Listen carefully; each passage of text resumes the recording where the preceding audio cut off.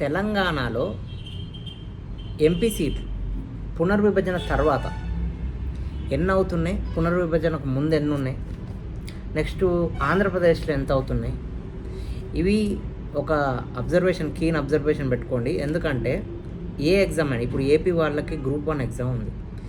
మహిళా రిజర్వేషన్ మీద delimitation act మీద ఖచ్చితంగా 100% టచ్ అయ్యే టాపిక్స్ ఇవి కరెంట్ అఫైర్స్లో భాగంగా.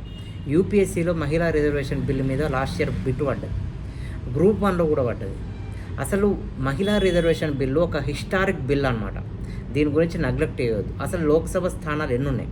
ఇప్పుడు తెలంగాణలో 26 అవుతున్నాయి కదా, ఓకే. ఏపీలో 38 అవుతాయి.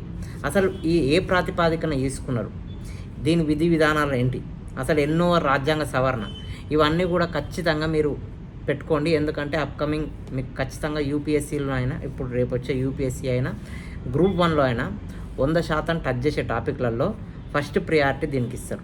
ఓకే. డీలిమిటేషన్ యాక్ట్ ఒకటి, డీలిమిటేషన్ ఎన్నిసార్లు జరిగిందని యూపీఎస్సీలో పీవైక్యూ బిట్టు పడ్డది. ఓకే. నెక్స్ట్ మహిళా రిజర్వేషన్ బిల్లు గురించి యూపీఎస్సీలో పీవైక్యూ బిట్టు పడ్డది.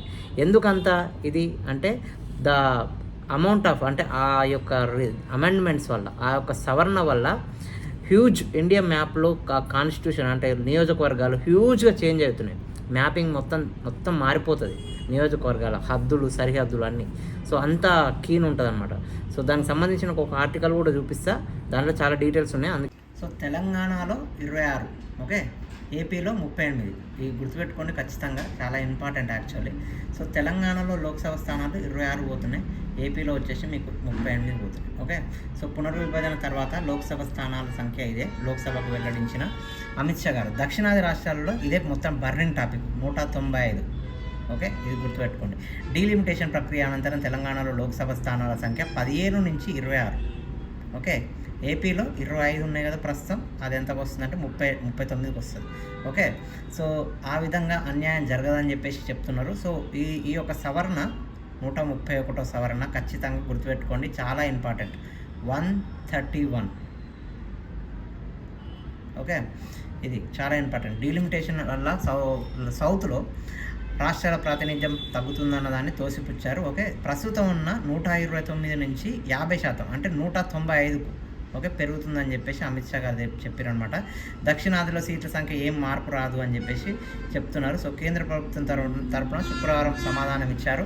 సో మీరు మెయిన్గా ఇందులో గుర్తుపెట్టుకోవాల్సింది ఏంటంటే ఆంధ్రప్రదేశ్లో 38, ఆ రాష్ట్ర ప్రాతినిధ్యం 4.6 నుంచి 4.65% పెరిగింది. ఏపీ వాళ్ళు గ్రూప్ 1 గుర్తుపెట్టుకోండి. తెలంగాణలో 17 నుంచి 26. ఓకే. ఇందులో ప్రాతినిధ్యం 3.13 నుంచి 3.18కి తెలంగాణలో పెరిగింది. ఓకే.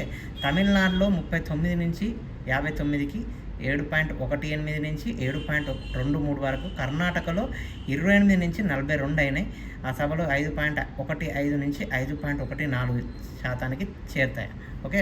సో కేరళలో 20 నుంచి 30 కంట, నెక్స్ట్ 3.68 నుంచి 3.67. సో అలాగే మొత్తం మీద దక్షిణాదిలో 195కి పెరుగుతుంది. చూడండి.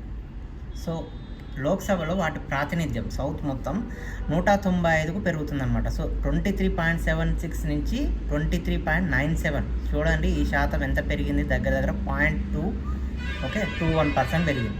సో దాని మీద ఇప్పుడు ప్రతిపక్షాల గొడవ అనమాట. ప్రతిపక్షాలైనా మన సౌత్ వాళ్ళు కూడా, ఎందుకంటే నార్త్ వాళ్ళ డామినేషన్ పెరుగుతుంది అని చెప్పేసి. ఎగ్జాక్ట్గా మీకు ఇంకా మంచిగా ఇక్కడ పట్టిక వచ్చింది యాక్చువల్లీ. చూడండి, ఆంధ్రప్రదేశ్లో 25 ఉంటే 38 పెరిగింది.